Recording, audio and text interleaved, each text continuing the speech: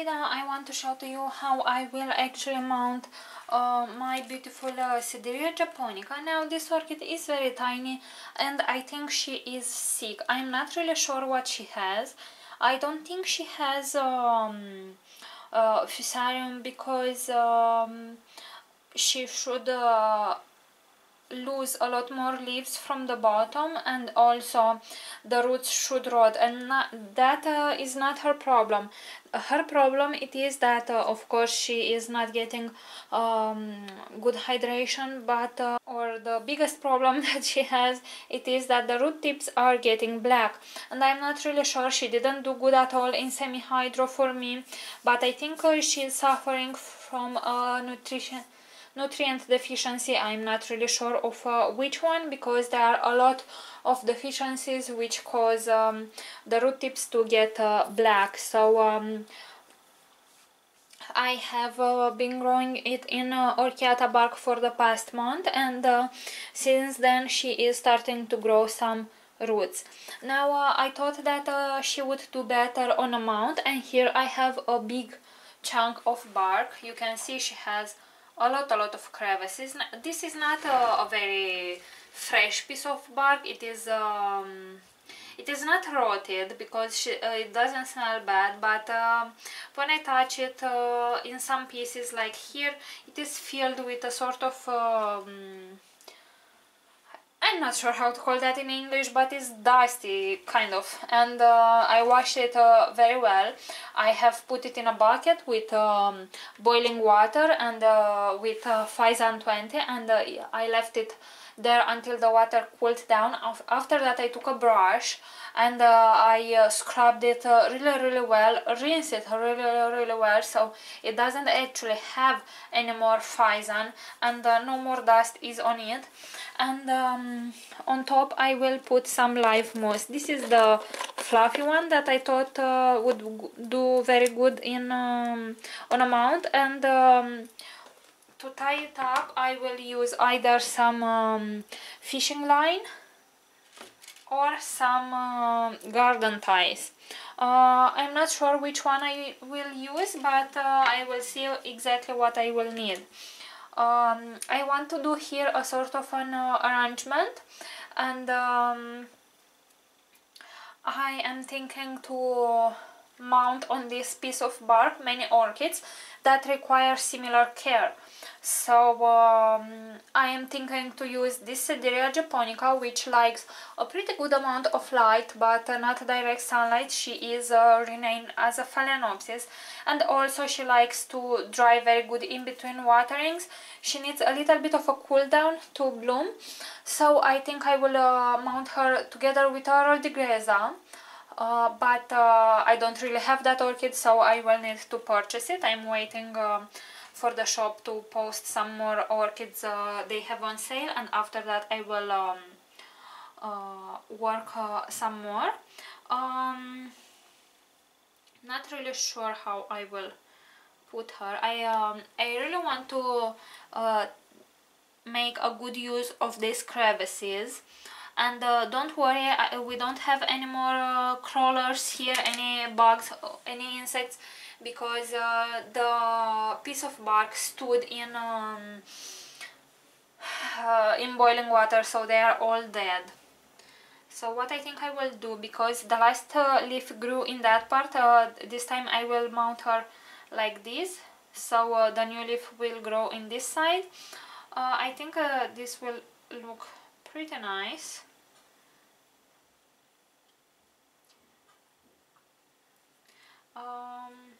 Her roots are very sensitive. As I said, my orchid is not very healthy, so I really want to try to work as gently as I can, and I want the orchid to sit on its own on the mound, because I will put a bit of moss, but I don't want to really need to tie the orchid up, but only the moss, so I prevent it from falling. So I think this would do very good. What do you think? Let me bring you a bit closer so you can actually see better. Oopsie, sorry guys.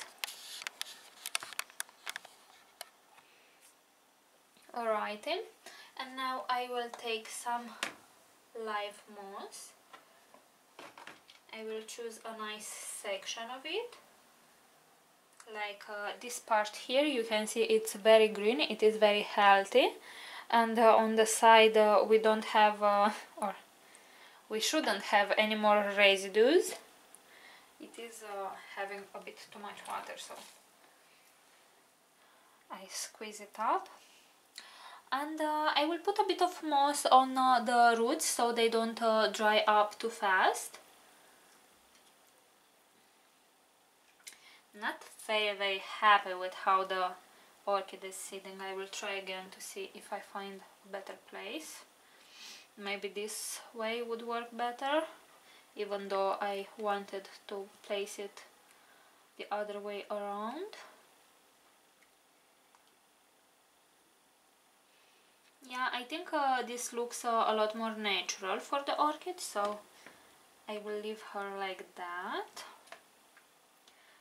And I will put some moss on top. The really good trick with using moss, it is to actually, you know what, the orchid is really holding up really nicely. So the trick is to wash it very well. When you collect it from the forest, you want to make sure that the place it was growing in was a clean one. So I took it from the forest, I made sure there are no dead animals around, no sick plants to my eyes at least, and I'm not really sure how to tie it off.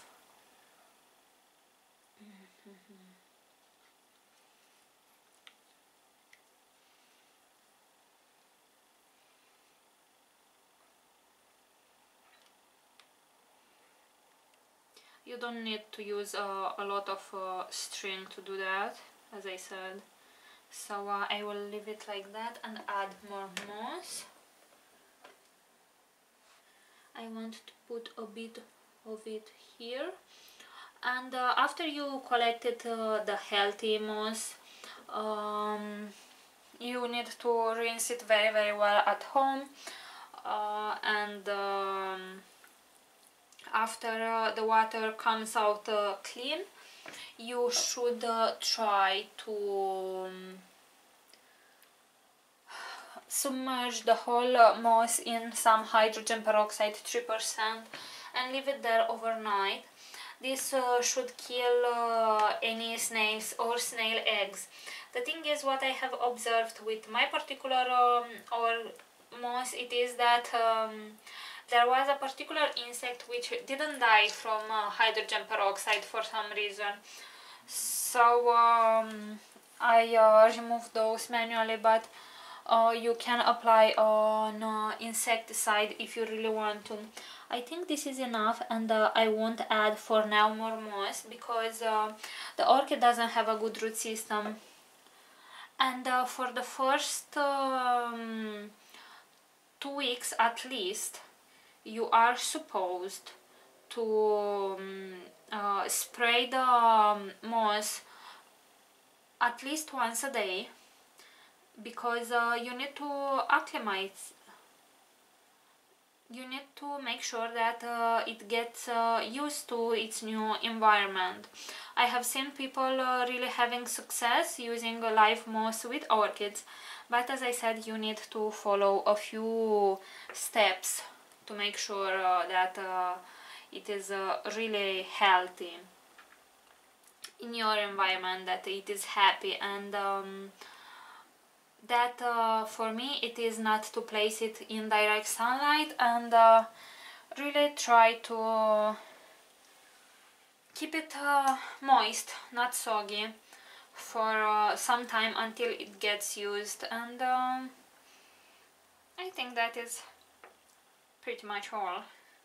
Now my orchid is pretty snugged in there. It is stable. I will try to cut a bit more from this and from here. Also, all the time you are using a scissor, make sure that is sterilized. I am usually sterilizing my scissors by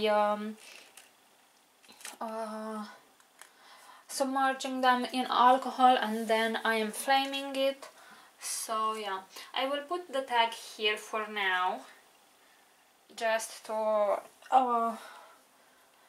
remember where it is. I cannot forget which orchid is this, so it's just to keep it like that. And at some point I might put all the tags here in the back, but for now I think you know what, I think I might choose to put this on the back. But first I want to see how the orchid is doing. And yeah, as I said, I will spray the mount every single day, and when I will have more orchids I will mount some more, because you can see that I have more space, and here I can mount at least 3 or 4 more orchids, which are sort of small on all sides actually. For example, here I can mount a taller orchid, here a smaller one. I have plenty of roots, plenty of spaces where the roots can grab on, and I will use this type of moss because I really like it, and I hope I will be able to keep it alive. I will keep you updated, and if you have any questions, please leave them in the comment section below. I'm really interested to see what you think actually about this project, and I will try to keep you updated. As I said, a very good thing that you can do to receive notifications from my video, it is to hit that notification button. It is a little bell, you will see it next to the subscription button, so it is not hard at all. And if you are subscribed and you have activated the notifications, then you will see every single update I'm making on my last projects. Okay guys, thank you very much for watching, and see you all next time. Bye!